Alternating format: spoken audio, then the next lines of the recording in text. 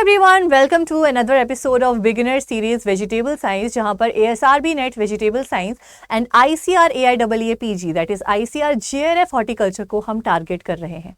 सो vegetable science की इस beginner series में हम वन स्टेप अ टाइम कर रहे हैं और आज का हमारा लिटिल स्टेप होने वाला है सेंटर ऑफ ओरिजिन की तरफ। Yes, today's chapter is centre of origin.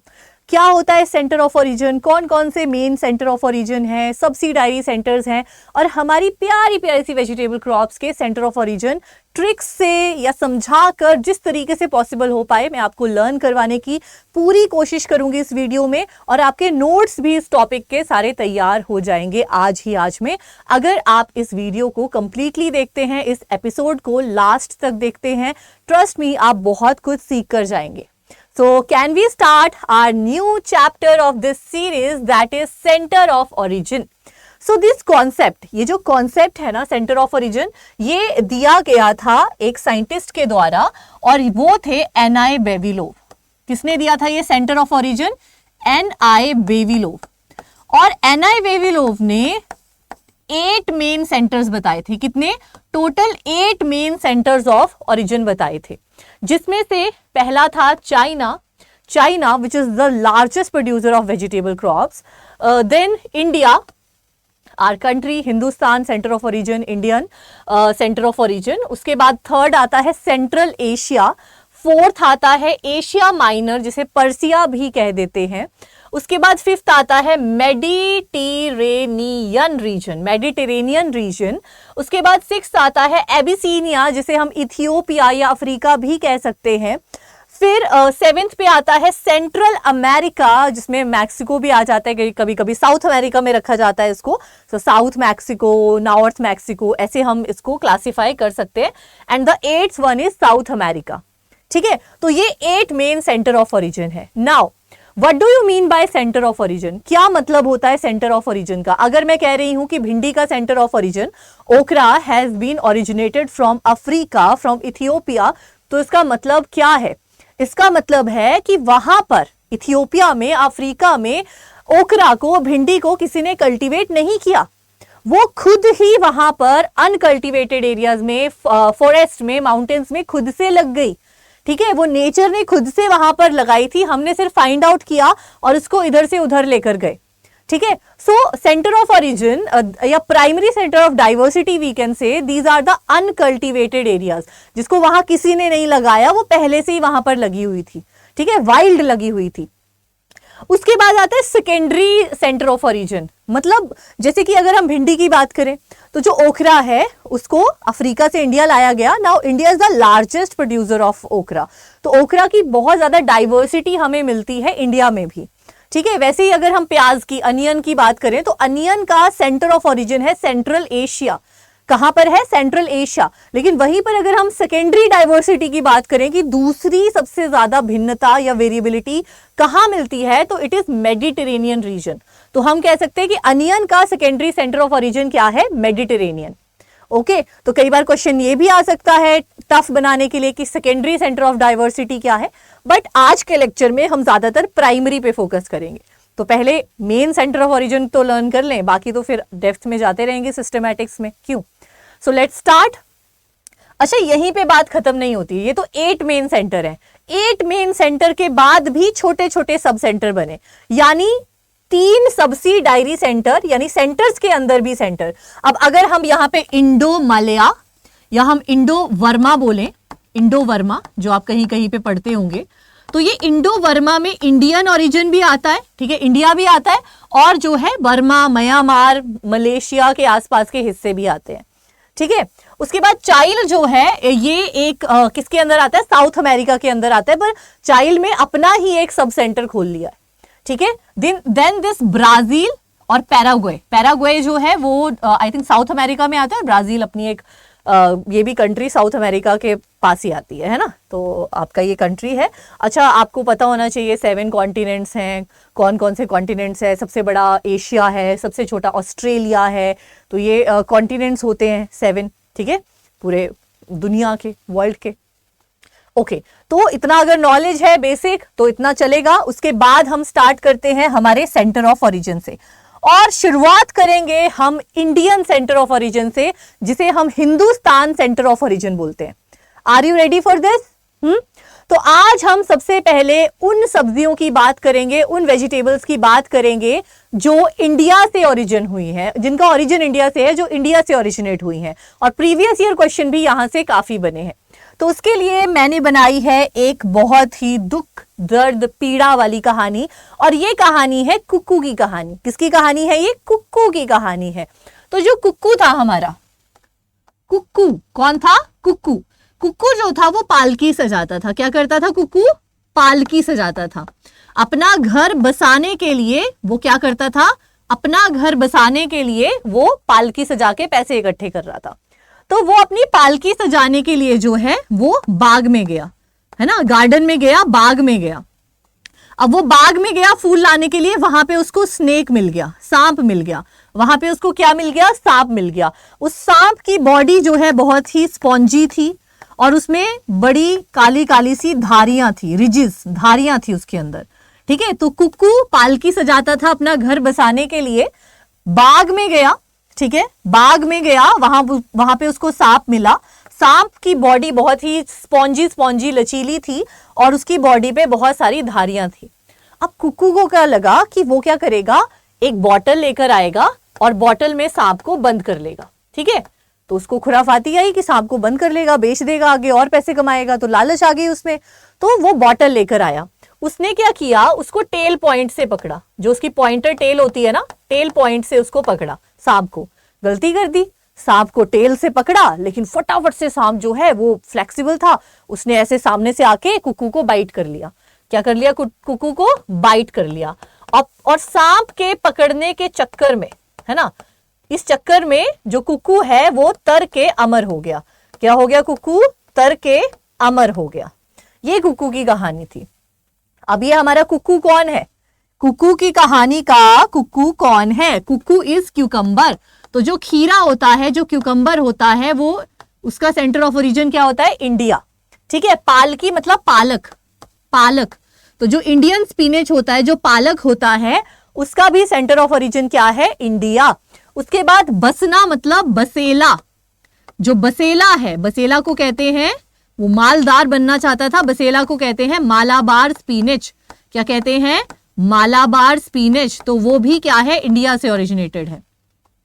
फिर बाग से याद रखना है बैंगन। बैंगन को कहते हैं ब्रिंजल। तो ब्रिंजल भी इंडिया से ओरिजिनेटेड है। स्नेक से तो आ गया स्नेक गॉड, स्पॉन्जी से आ गया स्पॉन्ज गॉड, और रिज से आ गया रिज गॉड, लूफा। तो ये भी इंडिया से ही सब कुछ ओरिजिनेट करते हैं। उसके बाद आ जाता है बॉटल का बॉटल गॉड, घिया, जिसका अफ्रीका भी है लेकिन इंडिया भी है। टेल पॉइंट से याद रखना है पॉइंटेड गॉड। ये क्वेश्चन पिछले 2021 के आसपास में आया था। तो जो पॉइंटेड गॉड, जिसे हिंदी में परवल कहा जाता है, कई बार ऑप्शंस में भी परवल दिया होता है, तो ये जो आपका परवल है, ठीक है, ये जो आपका परवल है, बाल टच होते हैं ना कभी कभी तो आवाज नहीं आती। ये जो आपका परवल है, ये बेसिकली बंगाल असम के आसपास जो है ओरिजिनेट हुआ था। तो कई बार इंडिया ना लिख के बंगाल असम जैसा लिखा होता है। ठीक है, उसके बाद यहाँ पे बाइट से याद रखना है बिटर गॉड, करेला जो होता है वो भी इंडिया से ओरिजिनेटेड है। अब देखो चक्कर में, पकड़ने के चक्कर में याद रखना है चिकुर मैनिस। तो ये जो चिकुर मैनिस होता है, चिकुर मैनिस मल्टीविटामिन और मल्टी मिनरल वेजिटेबल, ये भी जो है इंडिया से ओरिजिनेटेड है। तारो, तारो मतलब कोलोकेशिया, ये भी इंडिया से ओरिजिनेटेड है। और अमर, अमर इज एमेरेंथस, जो चौलाई होती है एमेरेंथस, वो भी इंडिया से ही ओरिजिनेट हुई है। सो इसको लिख लो, इसका स्क्रीनशॉट ले लो। एंड आई होप कि कुक्कू की कहानी से तुम्हें जो है वो एटलीस्ट हिंदुस्तान या इंडिया से जो भी वेजिटेबल्स जो है ओरिजिनेट हुई हैं वो याद हो जाएंगी। अब इसके अलावा और भी कुछ है, जैसे इंडियन बीन की अगर हम बात करें तो इंडियन बीन तो नाम से लब लब पता चल रहा है कि इंडिया से ओरिजिनेट होती है ये। आई होप लिख लिया होगा, थोड़ा टाइम दे देती हूँ आपको।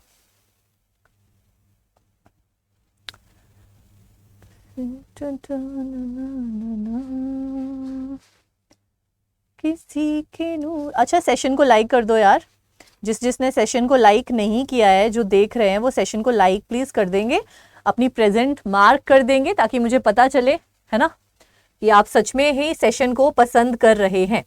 अब इसके अलावा देखो ब्रिंजल जो है एक्चुअल में जो आपने सब्सिडायरी सेंटर पढ़ा था ना इंडो वर्मा, तो इंडिया में भी स्पेसिफिकली इंडो वर्मा है और इसका चाइना जो है वो सेकेंडरी ओरिजिन है, सेकेंडरी सेंटर ऑफ ओरिजिन है, चाइना में दूसरे नंबर पर आता है। क्लस्टर बीन में वेस्ट अफ्रीका भी है, लेकिन इंडिया भी कहीं कहीं पे रिपोर्टेड है क्लस्टर बीन का, तो अफ्रीका एंड इंडिया दोनों को ही सेंटर ऑफ ओरिजिन मान लिया जाता है क्लस्टर बीन का। ठीक है, तो क्लस्टर बीन, क्लस्टर होता है गुच्छा, तो ये इतने गुच्छेदार है कि ये इंडिया अकेला नहीं संभाल पा रहा, ये अफ्रीका और इंडिया साथ में संभाल रहे हैं इसका क्लस्टर। ठीक है, सो बॉटल गॉड का भी सेम अफ्रीका और इंडिया साथ में है। तारो का इंडिया से लेके साउथ एशिया तक माना जाता है, वैसे इंडिया ही है। पॉइंटेड गॉड का इंडिया में भी बंगाल और असम रीजन में है। कड़ी लीफ भी इंडिया का है, इंडिया में कहाँ पे, Terai track of Uttar Pradesh. Drumstick जो है वो नॉर्थ वेस्ट इंडिया, स्पेसिफिकली कहाँ पर है, कई बार क्वेश्चन आ जाता है कि जैसे ड्रम स्टिक का सेंटर ऑफ ओरिजिन क्या है, north west India, east west India, south west India, है ना, या कुछ और, तो नॉर्थ वेस्ट इंडिया जो है ड्रम स्टिक का सेंटर ऑफ ओरिजिन है, और अगर सिर्फ इंडिया आया तो फिर इंडिया ही है। ठीक है, तो ये कुछ हिंदुस्तान सेंटर ऑफ ओरिजिन थे, इसका स्क्रीनशॉट ले लो, बाद में इसके नोट्स बना लेना आराम से। ठीक है, 1 मिनट का टाइम दे रही हूं ताकि आप साथ साथ में पढ़ते रहो, एटलीस्ट साथ साथ में पढ़ते रहो, या रोक के स्क्रीनशॉट ले लो या साथ में लिखते रहो अगर आपकी स्पीड ज्यादा है तो। ये क्या हो गई, वो सारी सब्जियां जो हिंदुस्तान या इंडिया से ओरिजिनेट हुई हैं, आप सारी की सारी एक साथ लिख सकते हैं। मेरी तरह कोई और ट्रिक बनाने में जो है होशियार है तो और ऐसी ट्रिक्स बना सकते हैं, इसी को ऐड कर लो। देखो ब्रिंजल तो हमने कर ही लिया है, बॉटल गॉड, तारो, पॉइंटर गॉड, ये सब हमने इंक्लूड किया है ना। उसके बाद आप बोल सकते हो कि बाग में गया था, वहां पे कड़ी लीफ भी लगे थे, कड़ी के पत्ते लगे थे। ठीक है, तो ड्रम स्टिक में आप बोल सकते हो कि एक बॉटल लेकर आया और उस सांप को भरने के लिए एक ड्रम भी लेकर आया था, तो ड्रम स्टिक। तो ये सब हो गए इंडिया से ओरिजिनेटेड, उसी स्टोरी को आप थोड़ा सा मॉडिफाई कर सकते हो। ठीक है, अब आता है ब्राजील। तो ब्राजील जो है, जो आपने एक सब्सिडायरी सेंटर, एक सब सेंटर में पढ़ा था एनआई वेविलोव के according, Brazil is a country. तो ये जो ब्राजील है, यहाँ पर एक तो कसावा, ठीक है, एक तो क्या है, कसावा है, और दूसरा जो है सेलोन स्पिनच, जिसे वाटर लीफ भी कहते हैं। तो आप जो है वो याद कर सकते हो कि जब वो गाना लगता है ब्राजील ला ला ला ला ला, तो सब डांस करते हैं, लाइक शावा शावा कसावा, है ना। तो जैसे ही ब्राजील गाना आता है तो सब ऐसे ऐसे करके उछलते हैं ना।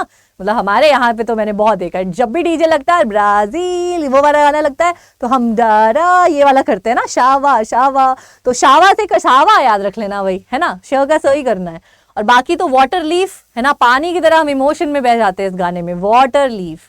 तो सेलोन स्पिनच को वाटर लीफ कहते हैं, और दोनों का सेंटर ऑफ ओरिजिन कसावा है, कसावा है दोनों का सेंटर ऑफ ओरिजिन ब्राजील है, और कसावा वाला क्वेश्चन इंपॉर्टेंट है, ये बोलना था मुझे। ओके, चलिए अब आगे बढ़ते हैं। ब्राजील के बाद आता है नॉर्थ अमेरिका, है ना। तो हमने साउथ अमेरिका बड़ा पढ़ा, सेंट्रल अमेरिका, अब आता है नॉर्थ अमेरिका। तो नॉर्थ अमेरिका जिसे हम ईस्टर्न यूनाइटेड स्टेट्स, यहाँ पे दो अलग अलग मैंने सोर्सेज लिए हैं, कई जगह ईस्टर्न यूनाइटेड स्टेट्स लिखा है, कई जगह नॉर्थ अमेरिका लिखा है। वैसे तो ईस्टर्न यूनाइटेड स्टेट्स ऑप्शन में कम ही आएगा, आपको नॉर्थ अमेरिका देखने को मिलेगा, बट बाय चांस अगर ईस्टर्न यूनाइटेड स्टेट्स आ गया तो जेरूसलेम आर्टिचोक एक लौती ऐसी वेजिटेबल है जो नॉर्थ अमेरिका और ईस्टर्न यूनाइटेड स्टेट यूएस से, है ना, नॉर्थ अमेरिका यूएस जो है उससे ओरिजिनेटेड है। ठीक है, तो यहां देखो जेरूसलीम में यूएस आ रहा है, यूएस, है ना, US for United states, United states, और ये ए फॉर आ गया अमेरिका, है ना, नो कौन सा अमेरिका, नॉर्थ अमेरिका। ठीक है, ऐसे याद रख सकते हो, यूएस यूएस से है, कौन सा यूएस, ईस्टर्न यूएस। ठीक है, तो ऐसे कोई भी ट्रिक्स हैं, अगर 4 ऑप्शंस में से एक ऑप्शन याद करने में आपके काम आएगी तो मुझे अच्छा ही लगेगा। तो जो भी ट्रिक्स से मैंने लर्न किया था चीजें, वो ट्रिक्स मैं आपको ट्रांसपेरेंट होके बता रही हूँ, तो आप जो है पढ़ सकते हो। जिसकी ट्रिक्स मेरे पास नहीं है उसको थोड़ा सा मैंने रिवाइज किया था, 2-4 बार पढ़ा था, डिफिकल्ट सेंटर ऑफ ओरिजिन में लिखा था। ठीक है, अब आते हैं मेडिटेरेनियन रीजन। भाई मेडिटेरेनियन रीजन में सबसे पहले तो आती है सारी की सारी कोल क्रॉप्स, यानी cabbage, cauliflower, sprouting broccoli, brussels sprout, knol khol, kale, इनका सेंटर ऑफ ओरिजिन क्या है, मेडिटेरेनियन। इसके अलावा जो लीक होता है, लीक सैलरी, इन सब का भी सेंटर ऑफ ओरिजिन क्या होता है? मेडिटेरेनियन होता है। अब all the root crops except carrot, यानी अगर हम बात करें रूट क्रॉप्स में बीट रूट की, या हम बात करें रेडिश की, चाहे हम बात करें टर्निप की, तो ये तीनों की तीनों जो है वो मेडिटेरेनियन ओरिजिन है। कैरेट अफगानिस्तान से है ना, साउथ वेस्ट एशिया, अफगानिस्तान। बाकी तीनों की तीनों रूट क्रॉप्स कहां से बिलोंग करती हैं? मेडिटेरेनियन से बिलोंग करती हैं। ठीक है, तो मेन यही है, कोल क्रॉप्स हैं, रूट क्रॉप्स हैं, लीक है और सैलरी है। इसके अलावा लेटस, ठीक है, जो लेट्यूस या लेटस होता है वो भी कहां से ओरिजिनेट हुआ है? मेडिटेरेनियन रीजन से। ठीक है, चलिए यहाँ पे एक दो और है, ठीक है, आप कमेंट सेक्शन में लिखना अगर आपको आते हैं, और मैं भी पिन करूंगी, ठीक है, मैं भी कमेंट करूंगी कि कौन से और हैं। ठीक है, इसके अलावा कोई छोटू मोटू कैनू मैनू से होंगे तो मैं अपडेट कर दूंगी, कमेंट सेक्शन चेक कर लेना। ओके, अब नेक्स्ट आता है साउथ अमेरिका। तो साउथ अमेरिका जो है उसमें बहुत सारे अलग अलग रीजन होते हैं। जैसे टमाटर है ना, टमाटर को रिपोर्ट किया गया है कि वो पेरू से लेके, इक्वेडर से लेके, बोलिविया से लेके, मैक्सिको से लेके हर जगह उसको जंगल में, मतलब खुद से अनकल्टिवेटेड एरियाज पाए गए हैं। तो कई लिटरेचर में आपको पेरू दिखेगा, कई जगह मैक्सिको दिखेगा, कई जगह साउथ अमेरिका दिखेगा। तो यहाँ पे आप मैक्सिको को सबसे फर्स्ट नंबर पे रख सकते हैं। ठीक है, फिर पेरू है ना, और साउथ अमेरिका। कई बार पेरू और मैक्सिको दोनों आ जाता है तो आप मैक्सिको को टिक कर सकते हो। ठीक है, फिर आता है पोटैटो। पोटैटो भी south America, pure south America है। टेपियोका जो है वो मैक्सिको एंड गुएतमाला, कई जगह साउथ अमेरिका लिखा है और साउथ अमेरिका में भी मैक्सिको एंड गुएतमाला। ठीक है, उसके बाद चाउ चाउ, जिसे चायोटे भी कहा जाता है, चाउ चाउ जिसे चायोटे कहा जाता है, सिंगल सीडेड वेजिटेबल, इसका है साउथ मैक्सिको। तो ये मैक्सिको ये सारे साउथ अमेरिका के अंडर आते हैं, ये सारे रीजन्स। ठीक है, चलिए, तो ये हो गया, इसको लिख सकते हो, मैं साइड हट जाती हूँ, स्क्रीनशॉट ले सकते हो, और उसके बाद अपने नोट्स जो हैं वो तैयार कर सकते हो। ठीक है, आई होप कि मेरे बालों से आपकी आवाज़ ख़राब ना हो रही हो टच होके, और हो रही हो तो I am so sorry. Okay, फिर आता है pure south Mexico and central America साथ में। तो ये थोड़ा सा पोर्शन इसका साउथ मैक्सिको का लगता है और most of the portion Central America का। कौन है वो? साउथ मैक्सिको और सेंट्रल अमेरिका कंबाइन कौन है? French bean, yam bean, jack bean and sweet potato. ठीक है, तो स्वीट पोटैटो किस में आता है? सेंट्रल अमेरिका में। पोटैटो साउथ अमेरिका में था, स्वीट पोटैटो सेंट्रल अमेरिका में है। ठीक है, तो ये हो गए जो बीन्स हैं तीन तरह की, French bean, yam bean, jack bean, और स्वीट पोटैटो हो गया main. Sweet potato is important, Central America. फिर आता है ट्रॉपिकल अमेरिका। ट्रॉपिकल अमेरिका में आता है चिली, कई जगह पे मैक्सिको भी दे रखा है, एंड कैप्सिकम, मतलब chilli and capsicum both are same. One is hot pepper, one is sweet pepper, but इसका जीनस स्पीशीज सेम है, बस इसकी बोटानिकल वेराइटी थोड़ी डिफरेंट है ना। तो एक जो है बहुत ही स्वीट है और एक जो है वो जो है बहुत ही तेज है ना, छोटी सी मिर्च बड़ी तेज बालम टाइप्स। तो ट्रॉपिकल अमेरिका में हमने क्या पढ़ा? चिली मतलब कैप्सिकम। उसके बाद ट्रॉपिकल अफ्रीका की अगर हम बात करें, देखो ट्रॉपिकल अफ्रीका, देखो ट्रॉपिकल क्या होता है? ट्रॉपिकल रीजन्स होते हैं जो वार्म रीजन्स होते हैं, थोड़े से जहां पे टेम्परेचर हाई रहता है ना। ट्रॉपिकल, सब ट्रॉपिकल, टेम्परेट, ये तो आप फर्स्ट ईयर में पढ़ते हो ग्रेजुएशन के। तो ट्रॉपिकल रीजन में एक तो आपका आता है ओकरा। आप यहाँ पे इथियोपिया भी देख सकते हो ऑप्शंस में, वो भी अफ्रीका ही होगा। और आप एबिसीनिया भी देख सकते हो। आपको ऐसे घबराना नहीं अगर ऑप्शन में आपको जो है वो ट्रॉपिकल अफ्रीका नहीं दिखा। अगर ट्रॉपिकल अफ्रीका नहीं दिखा तो कोई बात नहीं, इथियोपिया ढूंढो, एबिसीनिया ढूंढो, ये कुछ होगा। ठीक है, फिर आता है मस्क मेलन। ये बहुत इंपॉर्टेंट क्वेश्चन है, मस्क मेलन और वाटरमेलन। देखो जो वाटरमेलन होता है ना वो थोड़ा सा काला काला, मतलब डार्कर साइड पे होता है। कभी कभी तो उसका जो बाहर का जो कवरिंग है वो भी थोड़ी डार्कर साइड पे होती है, तो उसे हम लिखेंगे काला, काला से कालाहारी डेजर्ट। और जो मस्क मेलन है वो कैसा है? Sahara desert. ठीक है, जो मस्क मेलन का आउटर कवरिंग होता है, ऐसे याद रखना, मस्क मेलन मीठा मीठा आपको सहारा देता है, मस्क मेलन सहारा देता है, ऐसे याद रख लेना। ठीक है, उसके बाद या मस्क में स आ रहा है, सहारा में भी स आ रहा है, मस और सहारा से याद रख लेना।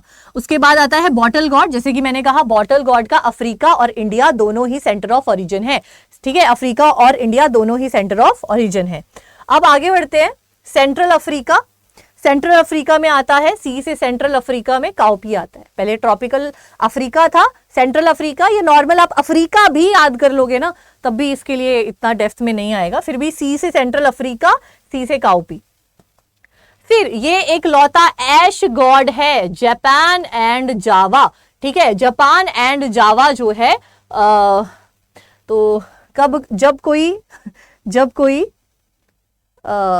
कोई जप करता है ना, जप या बहुत जप तप करता है ना, तो उसके लिए सारी दुनिया की खुशियां राख बराबर हो जाती है ना, वो सारी चीजें उसके लिए बस वही धूल हो जाती है, वो कुछ नहीं, मोह माया से परे हो जाता है। कब? जब वो जाप करता है ना, जब वो जाप, तो जाप से याद रखना जापान और जावा, है ना, जब जाप करता है तो सब कुछ राख हो जाता है, राख मतलब ऐश, तो ऐश गॉड को वैक्स गॉड भी कहा जाता है और इसका सेंटर ऑफ ओरिजिन होता है जापान और जावा।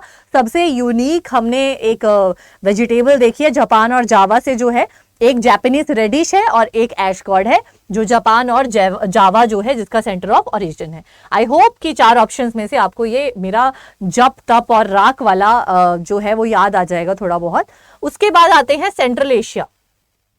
सेंट्रल एशिया की अगर हम बात करें तो उसमें आते हैं गार्डन पी, अनियन, गार्लिक और स्पिनच ऑल्सो।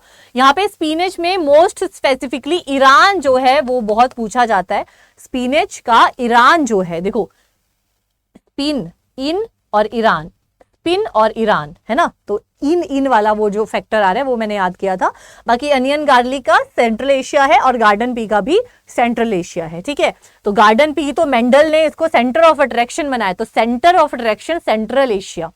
ट्रॉपिकल एशिया की बात करें तो जो स्वॉर्ड बीन होती है, जैक बीन की बहन स्वॉर्ड बीन, उसका ट्रॉपिकल एशिया होता है, ठीक है। तो एक ही है ये ट्रॉपिकल एशिया वाली, आप स्किप भी कर सकते हो। उसके बाद साउथ वेस्ट एशिया जिसे हम कहेंगे अफगानिस्तान, तो ये है याम और कैरेट। तो साउथ वेस्ट एशिया में ही रीजन अफगानिस्तान उसी के आसपास का है। Yam is south west Asia and carrot में मोस्ट एक्यूरेटली अफगानिस्तान आ जाएगा, ठीक है। फिर आता है यूरोप एंड एशिया बोथ। तो यूरोप एक अलग कॉन्टिनेंट है और एशिया एक अलग कॉन्टिनेंट है, ठीक है। तो अगर, हाँ यार एक चीज, हाँ ठीक है मैं ऐसे देख रही सबसे बड़ा एशिया, हाँ।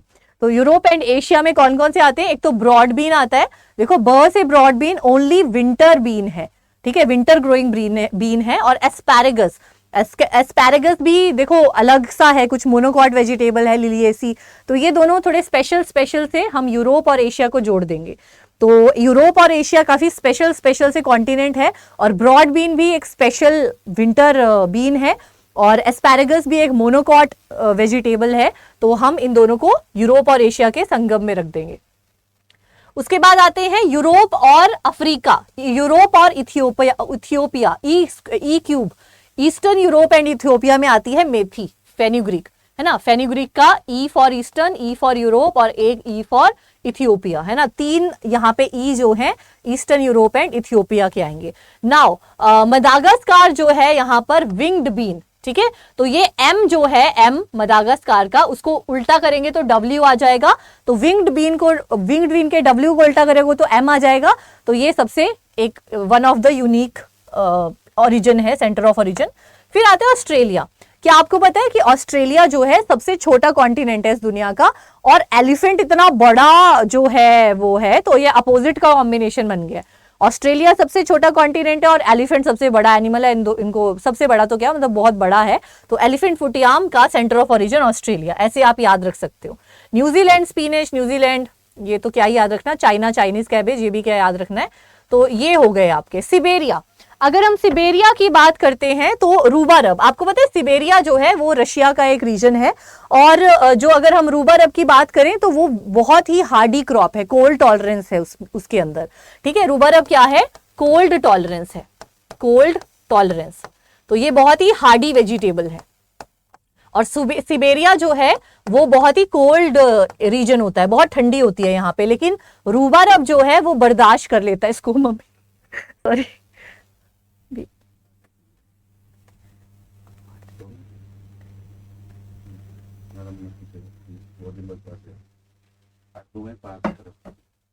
चलो ये था सिबेरिया, ठीक है, ओके। तो दैट्स इट आज की क्लास में इतना ही। आप अच्छे से सारे सेंटर ऑफ ओरिजिन जो है उनको लर्न कर लेना, ठीक है। और अगर आपको ऐसे ही सारी की सारी यूनिट्स बहुत अच्छे तरीके से मेरे साथ पढ़नी है, वेजिटेबल साइंस चाहे आप मास्टर्स कर रहे हो उसमें भी बहुत काम आएगा, अगर आप ग्रेजुएशन कर रहे हो आपको वेजिटेबल साइंस अच्छे से पढ़ना है, आपका इंटरेस्ट है तो भी काम आएगा, अगर आप ICAR GRF कर रहे हो हॉर्टिकल्चर का तब भी आपके बहुत काम आएगा, ठीक है। सो एकदम से खाली स्टूडियो में कोई आ जाता है ना तो हो जाता है। चलो टाइम हो गया, इसीलिए मैं यहाँ पे खत्म कर रही हूँ, ज्यादा डिस्कशन ना करते हुए। This is the ASRB net new batch जो 9 जनवरी से शुरू हो रहा है आप सबके लिए, और ये ICAR AIAA PG हॉर्टिकल्चर का बैच जो काफी पहले से शुरू हो गया, इसमें फ्लोरिकल्चर खत्म हो गया, फ्रूट साइंस चल रहा है, वेजिटेबल 9 जनवरी से चलेगा, ठीक है। चलिए तो मैं आपको बता दूं कि इसमें एनरोल करने के लिए आपको क्या करना है। गूगल पे जाना है, या आपको डिस्क्रिप्शन में लिंक भी मिल जाएगा बैच का। आपको यहाँ पे adda247.com पे जाना है, ऑल कोर्सेज पे गवर्नमेंट जॉब एग्जाम्स में एग्रीकल्चर कैटेगरी को सेलेक्ट करना है।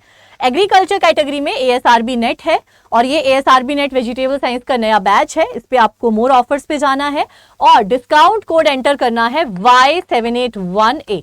जैसे ही आप इसको अप्लाई कर देंगे आपको 3500 में 80% डिस्काउंट पे 12 महीने की वैलिडिटी प्लस एग्जाम तक होने की वैलिडिटी, जब तक एग्जाम नहीं हो जाता तब तक की वैलिडिटी के साथ 80% डिस्काउंट पे आपको ये बैच मिलेगा, ठीक है। और भी कोई क्वेरीज होंगी तो मैंने हर स्लाइड में अपना ईमेल आईडी दिया है, आप मेरे तक कांटेक्ट कर सकते हो डायरेक्ट, ठीक है।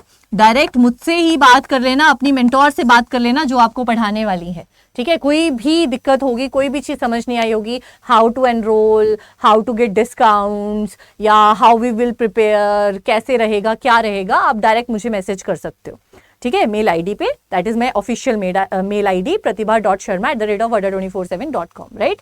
चलिए okay, bye bye, take care, all the very best. मिलते हैं नेक्स्ट एपिसोड में बहुत जल्दी, तब तक के लिए पढ़ते रहिए, नोट्स बनाते रहिए। ये एक ऐसा सब्जेक्ट है जितना पढ़ोगे, जितना रिवाइज करोगे, जितने अच्छे नोट्स बनाओगे उतने ज्यादा अच्छे से आपको सारी चीजें क्लियर होंगी। So bye bye, take care, all the very best.